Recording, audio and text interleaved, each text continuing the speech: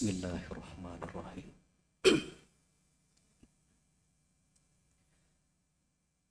Assalamualaikum warahmatullahi wabarakatuh.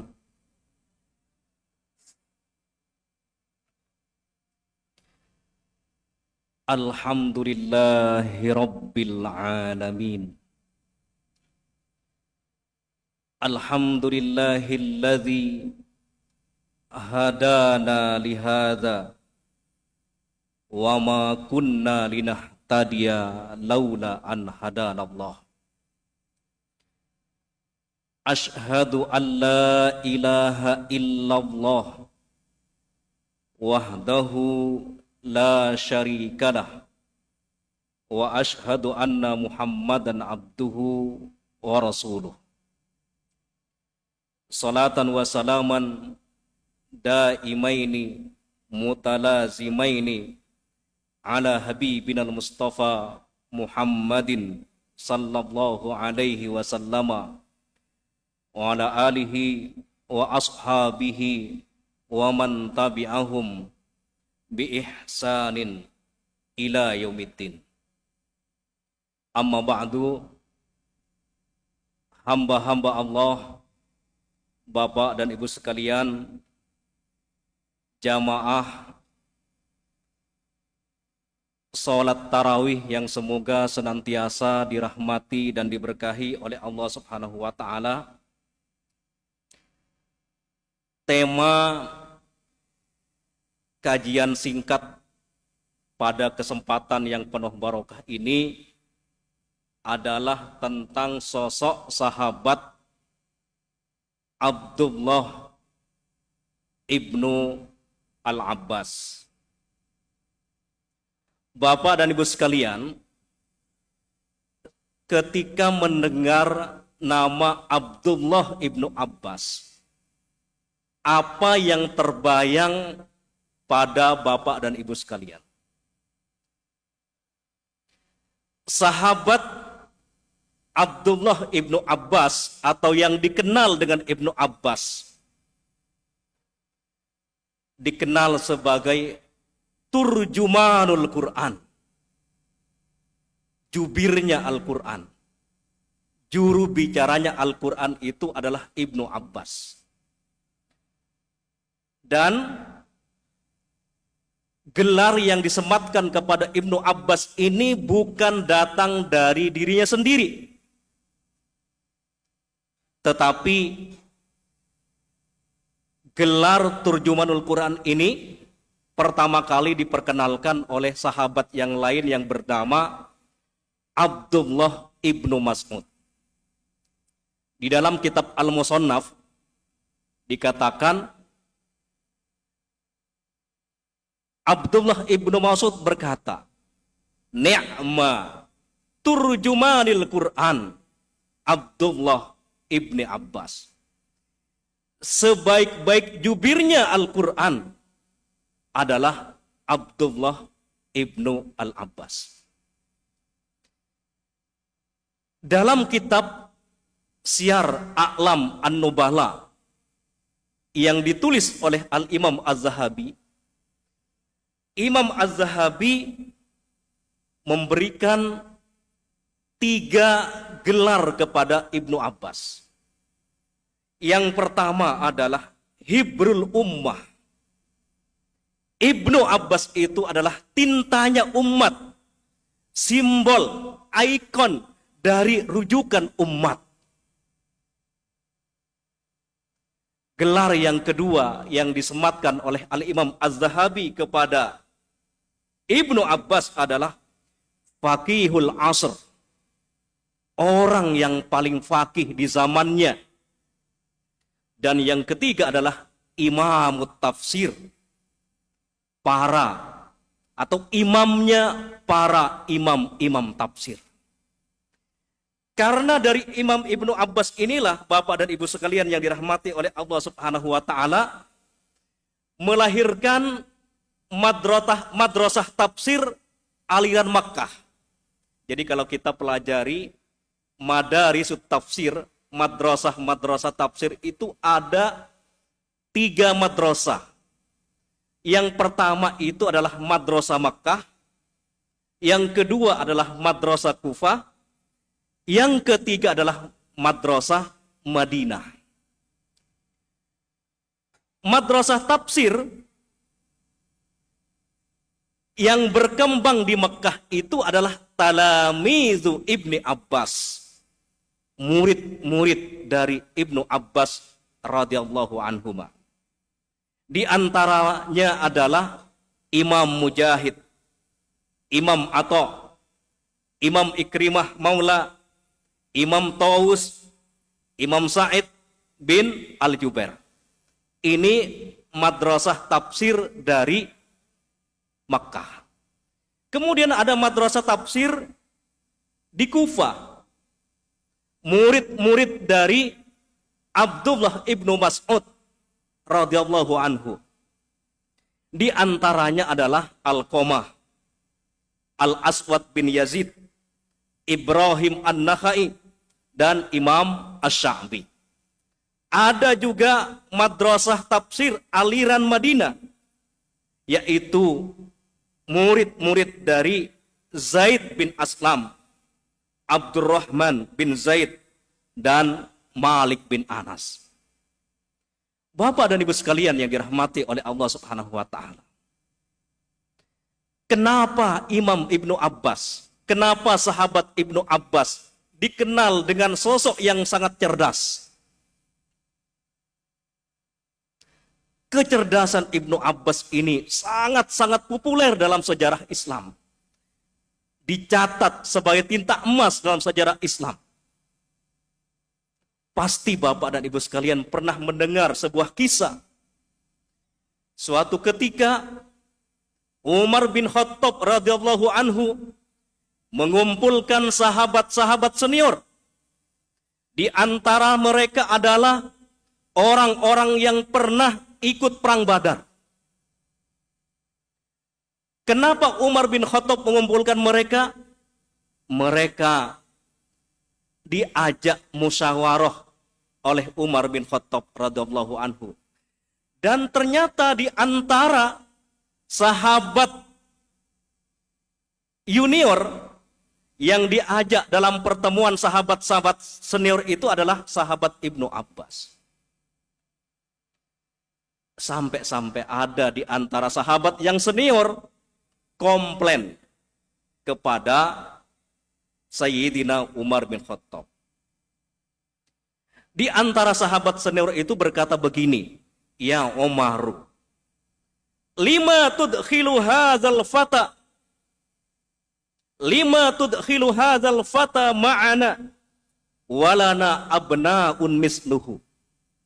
Wahai Umar bin Khattab, kenapa Anda mengikut sertakan anak kecil, seorang pemuda bersama kami, padahal dia umurnya sama dengan anak-anak kami?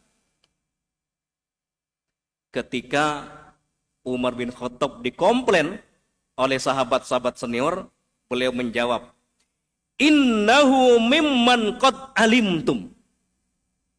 Sungguh, sosok Ibnu Abbas itu adalah sosok yang kalian kenal. Maksudnya, sahabat Ibnu Abbas itu adalah sosok yang tidak perlu diragukan lagi keilmuannya.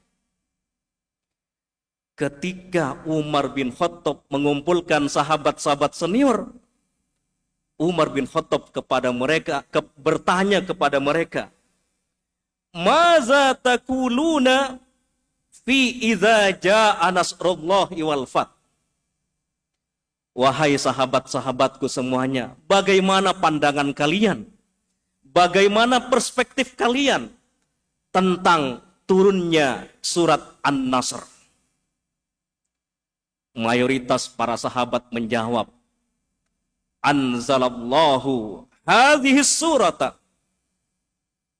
Allah Subhanahu wa taala menurunkan surat ini sebagai tanda kemenangan Islam. Di antara tandanya, orang-orang akan berbondong-bondong masuk kepada ajaran Islam.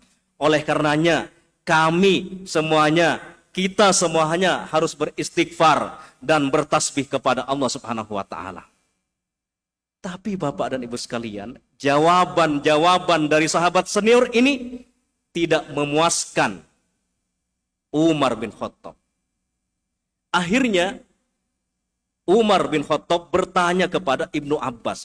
Umar bin Khattab meminta pandangan kepada sahabat Ibnu Abbas. Wahai Ibnu Abbas, apakah Anda setuju dengan pandangan mayoritas sahabat-sahabat senior itu? Ibnu Abbas menjawab, saya tidak setuju dengan penafsiran mereka. Lalu apa pandangan Anda? Kata Umar bin Khattab.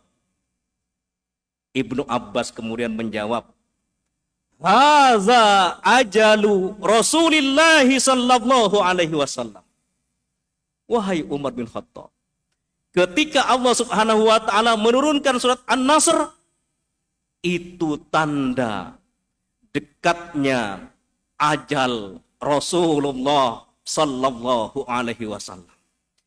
Penafsiran Ibnu Abbas ini mengagetkan Umar bin Khattab radhiyallahu anhu. Sehingga Umar bin Khattab mengatakan, ma a'lamu minha illa ma ta'lam. Wahai Ibnu Abbas, saya tidak pernah tahu penafsiran ini selain dari Anda. Itulah yang membuat sahabat Umar bin Khattab dan sahabat-sahabat yang lainnya menangis, sangat terkejut mendengar penafsiran sahabat Ibnu Abbas tentang dekatnya kecerdasan dari sahabat Ibnu Abbas radhiyallahu anhu. Kecerdasan yang kedua yang dibuktikan oleh sahabat Ibnu Abbas ketika pada zaman Ali bin Abi Thalib radhiyallahu anhu muncul kelompok Khawarij yang mengkafirkan Ali bin Abi Thalib, yang tidak mengakui keabsahan pemerintahan Ali bin Abi Thalib. Maka Ali bin Abi Thalib itu tidak langsung memerangi kelompok Khawarij yang saat itu jumlahnya ada 6.000 orang. Tapi sahabat Ali bin Abi Thalib terlebih dahulu mengutus sosok yang sangat cerdas, sosok yang sangat rasional untuk berdebat dengan kelompok Khawarij. Di antara masalah yang diungkapkan oleh kelompok Khawarij, mereka menuduh Ali bin Abi Thalib tidak berhukum dengan hukum Allah Subhanahu wa taala. Mereka berdalil dengan surat Yusuf ayat yang ke-40. Inil hukmu illa lillah. Tidak ada yang berhak memutuskan hukum kecuali Allah Subhanahu wa taala. Itulah landasan kelompok Khawarij. Oleh karenanya dalam pandangan Khawarij, manusia tidak boleh memutuskan hukum. Tapi klaim kelompok Khawarij ini dijawab oleh sahabat Ibnu Abbas radhiyallahu anhu. Wahai kelompok Khawarij, jika kalian menolak manusia sebagai pemutus perkara, kenapa Al-Quran memerintahkan untuk memutus? Kenapa Al-Quran memerintahkan untuk mendatangkan mediator ketika ada sengketa di antara keluarga? Jadi Ibnu Abbas berkata, kalau manusia itu tidak bisa memutuskan perkara, kenapa Al-Quran memerintahkan kepada kita ketika ada problematika, ketika ada permasalahan dalam rumah tangga, fab'asu hakamam min ahlihi wa hakamam min ahliha, maka adakan mediator antara keluarga laki-laki dan keluarga perempuan. Itu artinya manusia boleh memutuskan hukum selama hukum itu sesuai dengan kaedah-kaedah yang telah ditetapkan oleh Al-Quran dan juga petunjuk dari Rasulullah sallallahu alaihi wasallam. Apa yang terjadi jamaah sekalian? Ketika kelompok Khawarij berdialog, berdiskusi dengan Ibnu Abbas, dari 6.000 orang ada 2.000 yang bertaubat kembali kepada ajaran yang benar berkat kecerdasan dari Abdullah ibnu Abbas.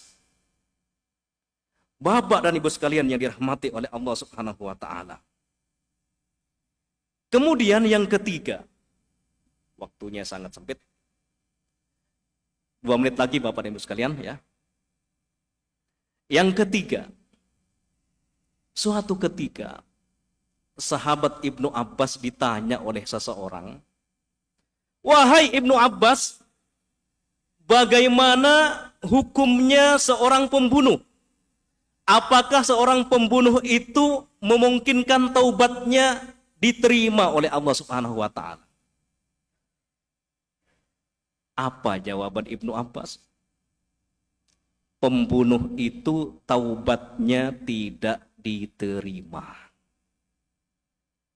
Mendengar itu, salah seorang muridnya yang bernama Mujahid komplain, "Wahai Ibnu Abbas, bukankah Allah Subhanahu wa taala berfirman dalam surat Az-Zumar ayat 53, Innallaha yaghfirudz dzunuba jami'ah. Sesungguhnya Allah mengampuni semua dosa-dosa." Ibnu Abbas kemudian menjawab, "Saya mengatakan bahwa pembunuh itu tidak ada pintu taubat karena orang yang bertanya tadi baru niat melakukan pembunuhan." Jadi orang yang bertanya itu ingin mendapatkan legalitas, justifikasi, pembenaran dari Ibnu Abbas agar pembunuhannya itu menjadi sah. Ibnu Abbas sangat cerdas melihat gerak-gerik dari orang itu. Orang ini tujuannya bertanya bukan ingin mencari kebenaran, tetapi ingin mendapatkan pembenaran. Dia ingin melakukan pembunuhan. Itulah pentingnya seorang mufti yang cerdas bisa memperhatikan maksud dan tujuan dari orang yang bertanya. Dan itulah yang dipraktekkan oleh sahabat Ibnu Abbas ketika ditanya bagaimana hukumnya seorang yang melakukan pembunuhan, apakah ada pintu taubat? Maka Ibnu Abbas mengatakan, bagi orang-orang yang baru niat melakukan pembunuhan, tidak ada pintu taubat bagi mereka. Tetapi bagi orang yang telah melakukan pembunuhan, mereka masih punya kesempatan untuk bertaubat kepada Allah Subhanahu wa taala selama hayat masih dikandung badan, selama belum sakaratul maut, dan selama matahari belum terbit dari barat. Aqulu qouli hadza wa astaghfirullah li wa lakum. Assalamualaikum warahmatullahi wabarakatuh.